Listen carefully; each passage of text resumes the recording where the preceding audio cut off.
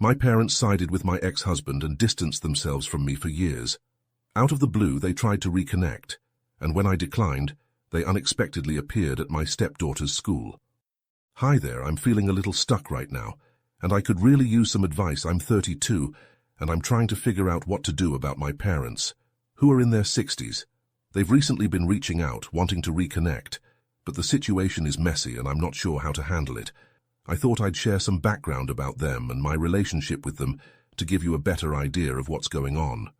Growing up, my parents were tough on me. Nothing I did ever seemed to be enough for them. If I got an A in school, they'd ask why it wasn't an A+.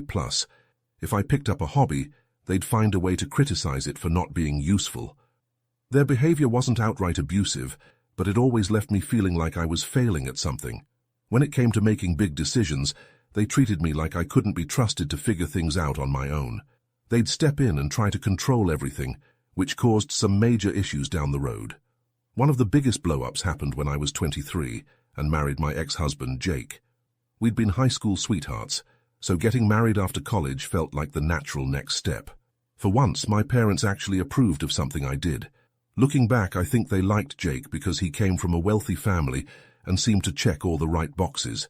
But once Jake and I got married, things took a really dark turn. It was like a switch flipped, and he became someone I didn't recognize. He was manipulative, controlling, and constantly critical. He'd isolate me from my friends and had a really short fuse. I felt like I was walking on eggshells all the time. I know some people might wonder why I didn't just leave when things started to change, but it wasn't that simple. I didn't really know what a healthy relationship looked like, and I was young and in love. I convinced myself that Jake was just going through a tough time, and that if I loved him enough, things would get better. But over time, I realized I couldn't keep living like that.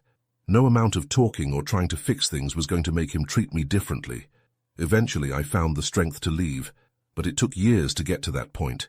It took me a while to save up enough money, but when I finally decided it was time to leave, I turned to my parents for help. I thought I could count on them since I had been open about how bad things were with Jake. I started sharing bits and pieces of what was happening a few months before leaving, hoping they'd be there for me when I needed them most. Looking back, I should have known better. Every time I tried to talk about what Jake had done or said, they'd find a way to make me feel worse instead of supporting me or offering any real comfort. So when I showed up asking for help, they got angry. They called me immature for wanting to end my marriage and said I should stick it out because divorce was embarrassing and shameful. The worst part, they told Jake where I was staying.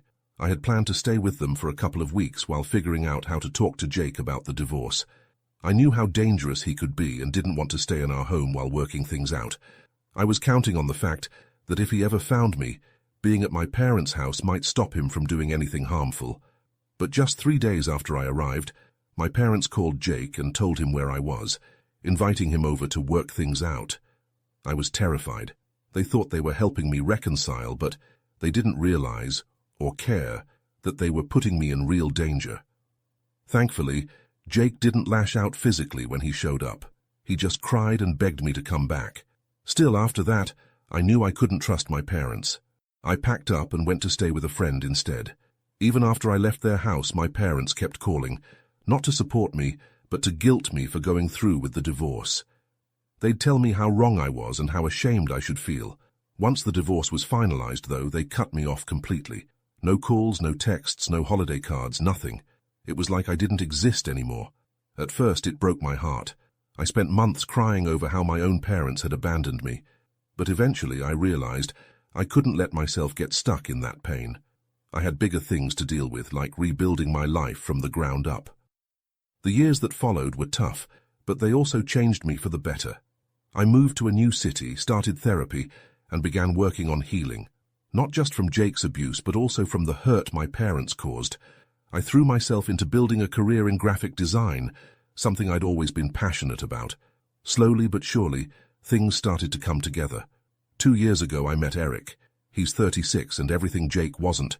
Kind, supportive, and genuinely loving. He has a 10-year-old daughter, Sophie, from a previous relationship, and the three of us have built such a beautiful life together. We got married a few months ago, and for the first time in years, I feel truly happy and at peace. And now here I am, trying to figure out how to handle the latest curveball life's thrown my way. About a month ago, a local filmmaker released a documentary about financial and emotional abuse, highlighting the dangers and fallout of such behavior. One of the key stories in the film. Jake. I hadn't kept up with him at all after our divorce, so I had no idea why he was even featured, but when I watched it, I was absolutely floored. The documentary detailed how Jake had manipulated multiple women, both financially and emotionally. It also revealed his shady business dealings and how he'd scammed people out of thousands of dollars. I always knew Jake was a toxic person and that he was capable of treating his partners terribly, but I never imagined his behavior would go to such an extreme that he'd end up being a warning for an entire community. While the filmmaker didn't use his real name, the story was so detailed and specific that anyone who knew him could tell it was Jake. After the documentary came out, my phone blew up. Old friends and acquaintances started messaging me with things like, "Wow, you really dodged a bullet," and "I can't believe you went through all of that." That's actually how I first found out about the film. I hadn't even heard of it before then. Honestly, it felt validating to see the truth about Jake finally out in the open. It was like the world was seeing what I had dealt with all those years ago, and for the first time, I felt like people actually understood what I'd been through. But then came the real surprise. My parents reached out. It started with a long emotional text from my mum. She apologized for not believing me back then and asked if we could try to fix things. Then there were the voicemails from my dad, where he said both he and my mum were deeply sorry for how they had treated me. He talked about wanting to reconnect and make things right. They said a lot, but the general message was the same. They were full of regret and desperate to repair our relationship. I don't even know how to feel about all of this. I won't lie. It got to me. They're my parents, after all, and part of me does want to have them back in my life. But at the same time, I can't just forget how they treated me during one of the hardest times of my life. I can't forget how my parents put me in danger just to stick to their own beliefs. Honestly, I haven't replied to any of their messages or calls. I can't bring myself to. Instead, I've been sitting with my phone, reading and rereading their texts, feeling this swirl of emotions I can't quite sort out. On one hand, I feel justified in ignoring them. They abandoned me when I needed them most, and now they're only reaching out because they feel ashamed about how badly they messed up. But on the other hand, I can't help but wonder if I should give them a chance. People can change, right? I've been losing sleep over it. Eric says I don't owe them anything, and that cutting them off is perfectly reasonable after everything they put me through. But for me, it's not that simple. I don't know if I can ever trust them again, but at the same time, completely shutting them out feels harsh. I've worked so hard to move on from those dark times, and the last thing I want is to reopen those old wounds. But I also can't shake the feeling that I might regret not at least hearing them out. Am I being stubborn by refusing to let them back into my life? Or is it fair for me to keep my distance after everything they did? Hi again. Thanks so much to everyone who commented on my last post. It really helped me think through this mess. I realized I left out a few details that might help explain where I'm coming from, so I wanted to clear those up and update you on what's happened since. A lot of you asked why I would even consider responding to my parents after what they did. The truth is, it's complicated. I've spent years trying to heal from the pain of their betrayal, but deep down, there's still this tiny part of me that wants to believe they might have changed. I guess I'm also scared I'd regret ignoring them entirely if they're genuinely trying to make things right. Another question I got was about whether my parents knew how bad Jake was when I was married to him. The answer is, kind of. I told them bits and pieces during the marriage, but they never seemed to take me seriously. They thought I was exaggerating or just being dramatic. It wasn't until a few weeks before I left Jake that I finally told them the full story about how controlling and cruel he had become. Even then, they brushed me off. I think I just assumed that as my parents, they'd protect me no matter what. Looking back now, I realize how wrong I was to rely on them. After reading all your advice, I realized I couldn't keep avoiding this situation forever. If I wanted any peace of mind, I needed to face it head on. So I reached out to my parents and agreed to meet them at a neutral spot, a little cafe halfway between their town and mine. I went in hoping for a genuine apology and an honest conversation about what had happened. But that's not what I got. Instead, they seemed more focused on justifying their actions than truly making amends.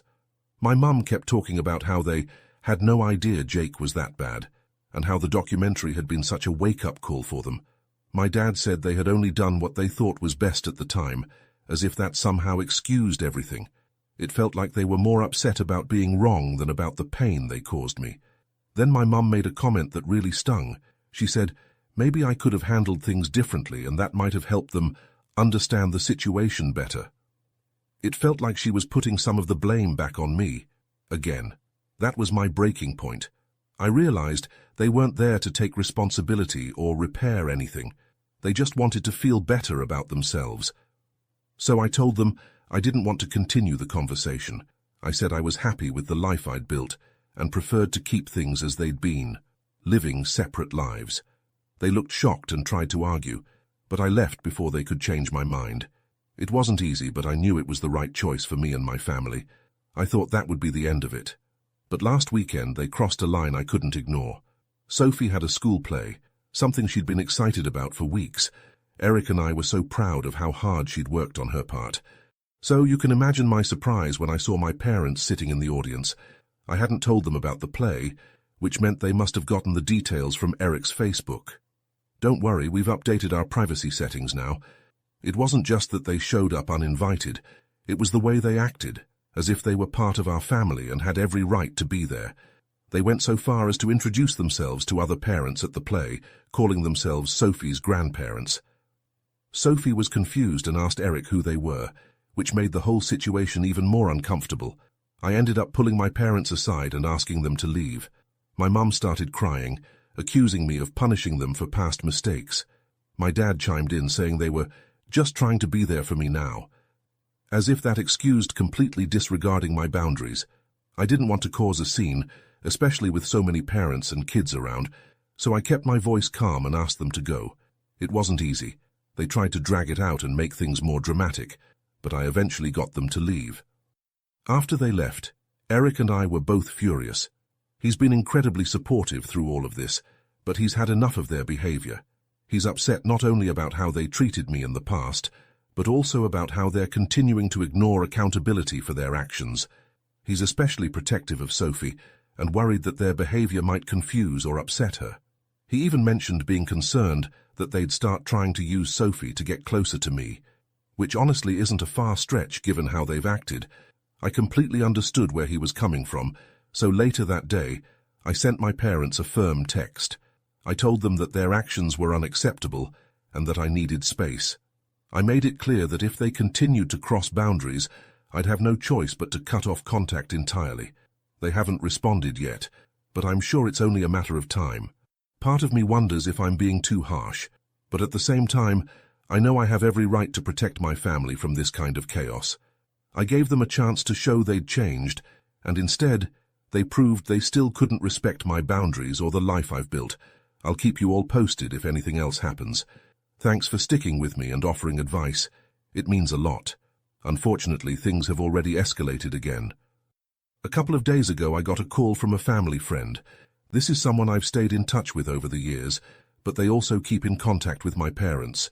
They reached out because they thought I needed to know something important. Apparently, my parents tried to contact Jake.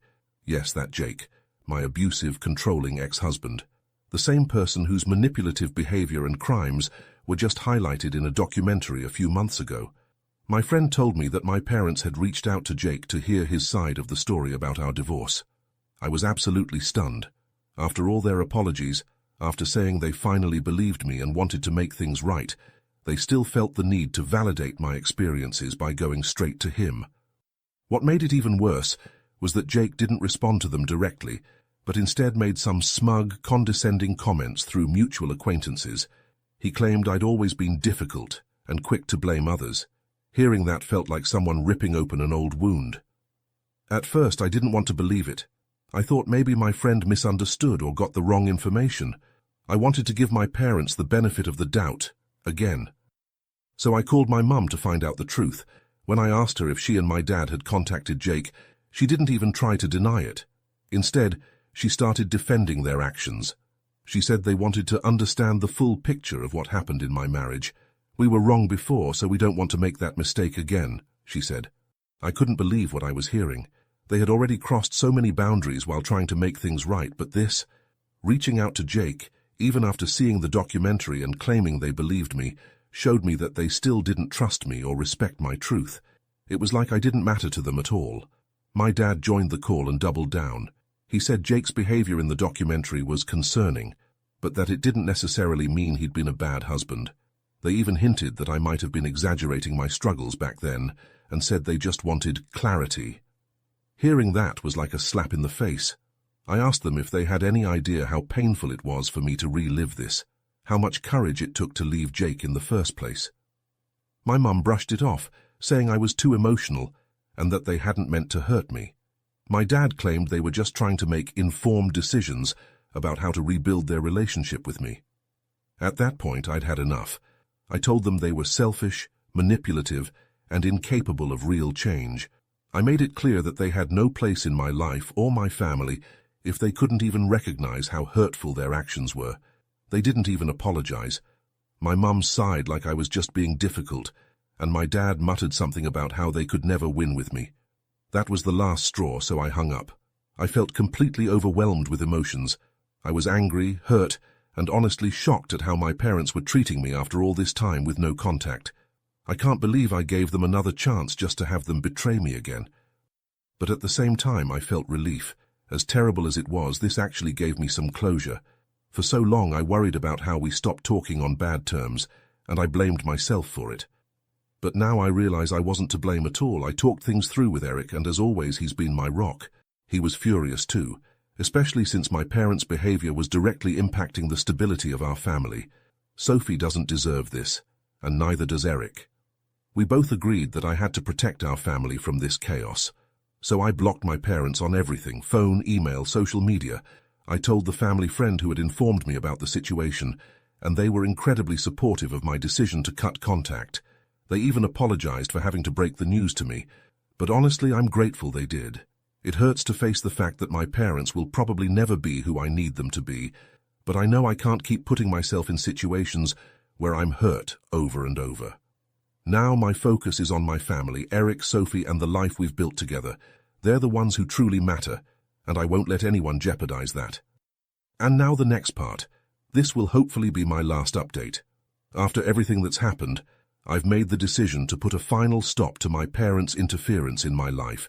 Things escalated in ways I never expected, and I've had to make some hard choices to protect my family. A couple of weeks ago, I got a call from Sophie's school. The principal wanted to inform me about an unusual situation involving my parents. Apparently, they reached out to the school directly, claiming to be Sophie's grandparents. Apparently, they wanted to volunteer at an upcoming school event. They said it was their way of bonding with Sophie, and insisted they had my permission. Thankfully, the school was cautious enough to reach out to me first, instead of just going along with their offer. When I found out, I was absolutely horrified. I had been crystal clear when I told them I wanted nothing to do with them, but they chose to ignore that and go straight for my family. It made me furious. They knew how upset I was when they showed up at Sophie's play uninvited, and they knew I didn't want them involved in her life. Crossing that line made it clear they weren't going to stop unless I did something serious about it. Eric was just as angry. He felt like they were trying to undermine us as parents and push their way into Sophie's life without our consent. That was the moment I realized they were never going to respect any boundaries I set. They had already shown a complete disregard for my feelings and safety, and now they were involving Sophie in all this chaos. It was time to take stronger action.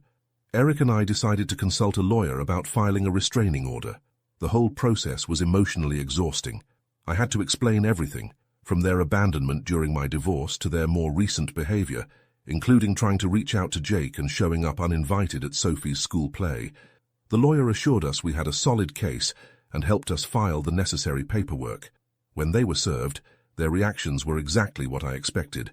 My mum left me a long voicemail, sobbing about how I was tearing the family apart and accusing me of overreacting.